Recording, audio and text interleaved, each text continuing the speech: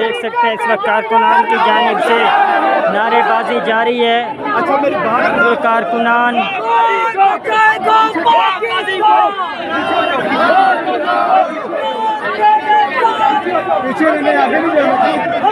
जी, ये बिल्कुल आप देख सकते हैं इस वक्त डी चौक के मनाजिर।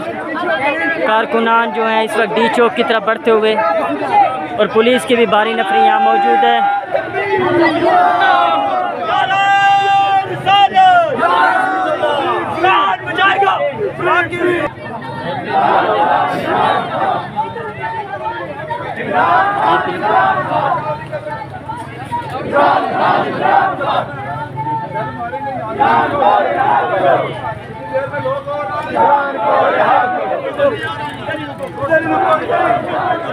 बस इधर रुक जाओ।